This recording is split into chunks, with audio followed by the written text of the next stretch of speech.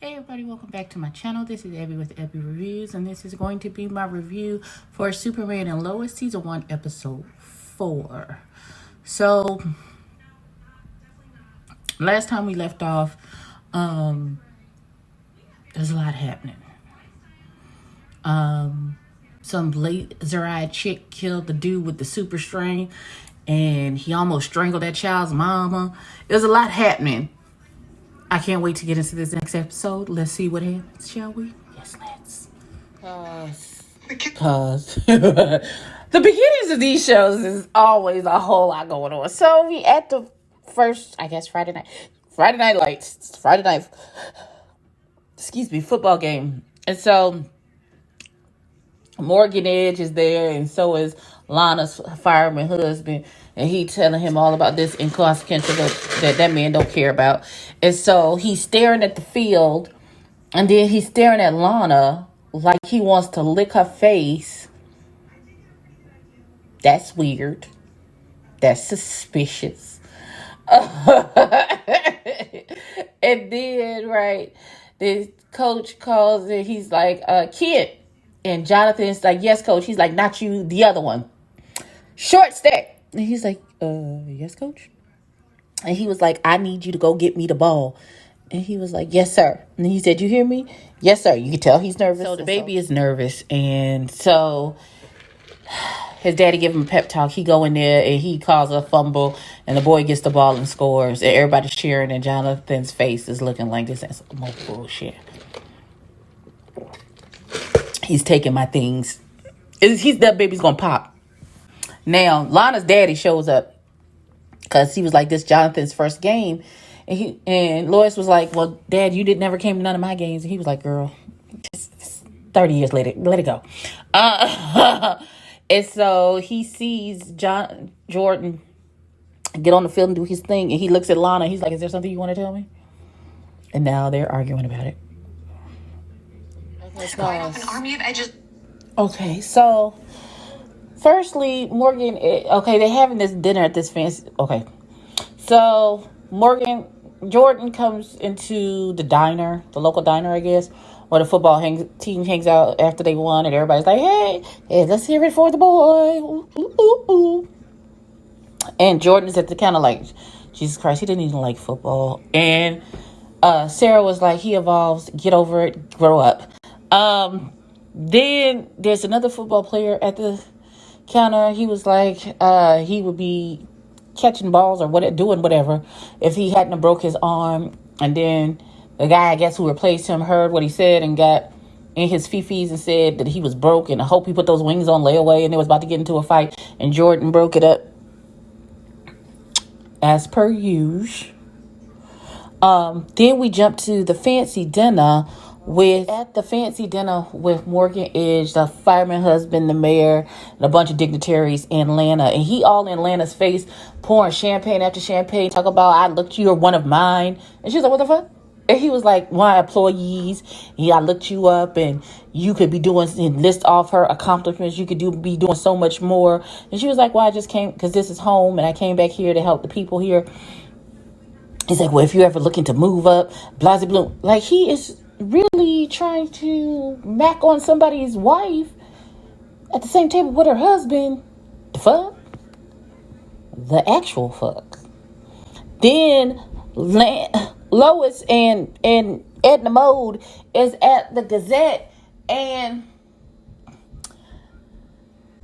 the little girl from the Daily Planet comes in and says, here's your contract, and something in your contract says that you can't write this article. The contract saying that she can't write the article that's against her contract that she signed when she was at the Planet, and they trying to scare her into not writing whatever the fuck it is. And Edna Mode is terrified because she says she can't fight off a gang of his lawyers, so I don't know if they're going to be able to publish the piece or they're going to publish it anyway and then get sued. I don't know. We will see. Wait a damn minute.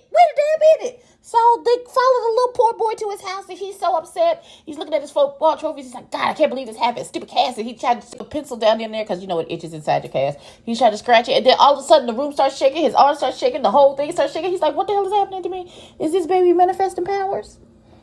Also, side note, Lana's daddy is mad that Lois and Superman didn't tell him that the boys is developing powers because you will probably make them work. I don't feel like he sees, like, he doesn't want Clark to have any semblance of a human life. He don't want him to be a daddy to them boys. He just want him to be Superman all the time, his own personal weapon of choice. But now he talk about he's staying the weekend to help them since Superman refuses to show a good faith at the prison. Okay, so they are the football team is having a meeting. The coach is yelling at everybody, and so the little boy whose arm was in a cast, the coach said, if you hadn't gone to that caregiver and fell and tripped and broke your arm, you could have caught that pass. Blah blah blah. And he's giving everybody the business. And the guy gets upset. He goes to the bathroom. Jonathan sees him and is empathetic, gets up and follows him, asks him if it's okay. The whole bathroom thing is starting to shake and shimmy. And his cast explodes off of his arm. Jonathan, rightly so, go get his daddy. Because his daddy kind of hears what the fuck is going on. He's like, Dad, there's a problem. And in the midst of that, Lana's daddy, well, the crazy man that they wanted him to escort, the prison escortation, he done made some kind of bomb in his jail cell that goes off at the ticking of a timepiece, and this madness is ensuing in the city with this prison transport. So at the Lana's daddy presses the button on the little silver beeper to get Superman to come, because all hell is breaking loose, and he trying to pick in between figuring out what's going on with the son and the little boy, and then go into Superman mode. And Jonathan could clearly see the daddy is torn. The little boy comes out the bathroom stall and says he's okay. And so he's like, Dad, just go. And now we at the thing, the man is whispering into a wallet. I don't know what the fuck he's doing. But he got a whole, I don't know how he has all of these followers that done broke him out the jail, out the prison transport. But he finna go back to jail because Superman finished. Superman and Lois. Who broke the sauce?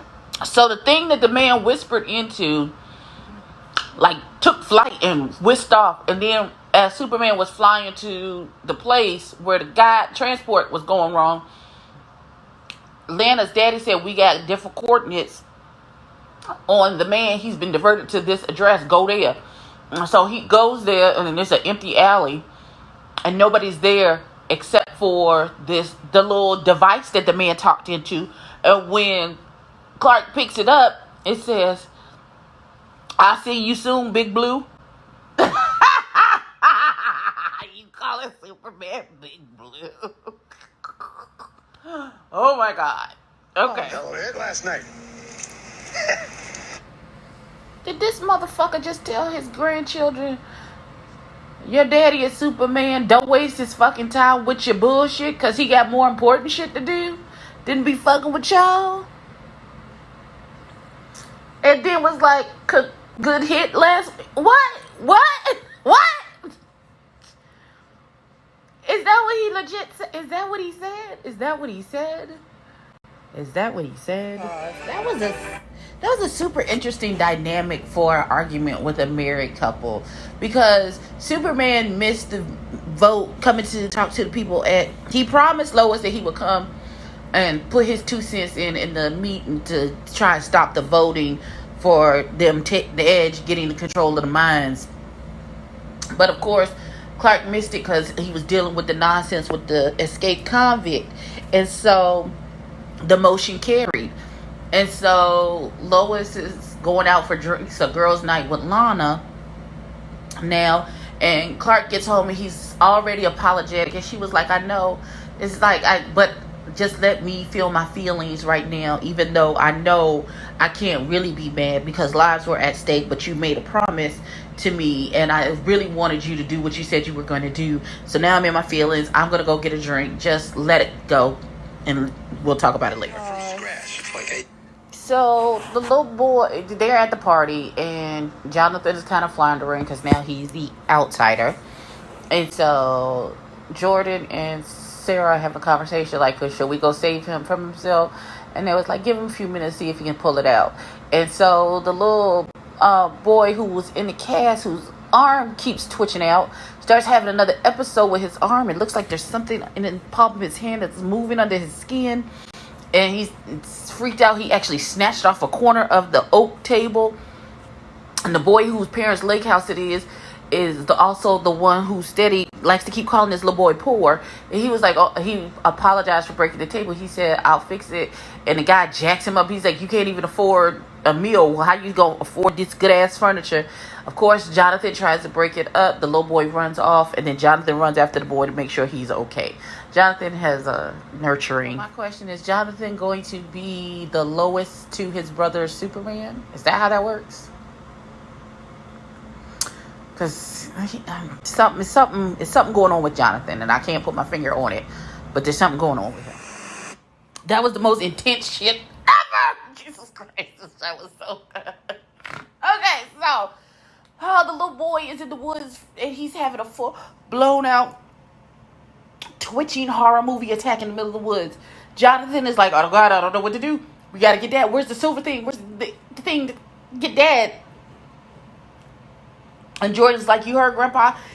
Dad's out saving the world. We can't bother him with our bullshit. He's like, I can do this. Trust me. So he runs over and he grabs the boy's arm to try and get him to stop vibrating. And he does for a minute. And then the boy like has a surge of power and flings Jonathan across the thing. And he's knocked out. He was like, oh my God, Dad. And Dad is fighting the prisoner man who done lured him to the park to use this sonic thing on him. I feel like Superman gets beat up every episode. It's really weird. But he can hear, Jonathan finds the Superman beeper on his brother, and he starts pressing the button. He's like, Dad, we need you, Dad. And so Superman can't get up because the man is shooting him with the little sonic boom gun. And so Superman says, I can't do this shit anymore. I got to go get my kids. So he does a supersonic thunderclap, kabloom, knock everybody the fuck out in the vicinity, including the prison man. And then he burns up whatever that little sonic gun was. And then he says to the general, come get them. They down there at the park. And then he takes off and he goes to and grabs the guy, because the guy was getting ready to charge him and Jonathan. And he brings him up into the atmosphere. He's like, this will calm you down. And the little boy passed out. Like, it was too much. Oh my God, it's too much. It's too much. So they put the little boy into this like X-Men school for kids who have special abilities, and they're changing his name and all that good stuff. So the boys, they're going over a postmortem. Lois and Superman and the daddy, and Superman was like, why didn't y'all call me as soon as something started to happen? Why wouldn't you tell me immediately? And the boys look at the granddaddy, and then the granddaddy completely tell him that he told him not to bother their daddy. And so he get cussed out and put out to people's house. And then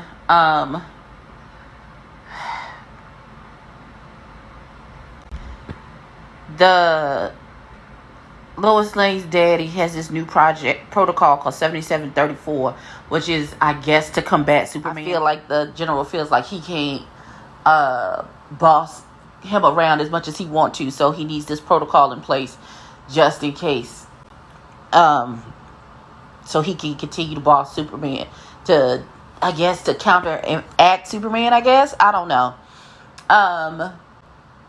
So there was a cute romantic moment with Lana and her husband. Clark, as an apology, did this romantic thing in the barn for Lois. But of course, he got a call from Lana's daddy about something happened in Malawi, and he had to go. And Morgan Edge and that girl is in the mines, and they're looking at something, and they found a bunch of X-kryptonite, which is what they're using to turn people into super soldiers. And so that's why they wanted the mine. So I don't know.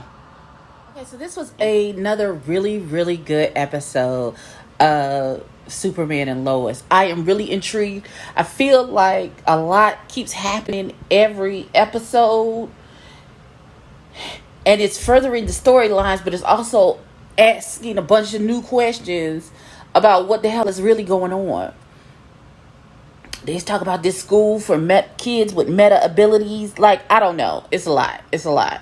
And I'm all in. Quite honestly, I am all the way in. But tell me if you watched the episode. What did you like? What did you didn't like? Like, comment, and subscribe. Tell a friend to tell a kid. And I'll catch you in the next one.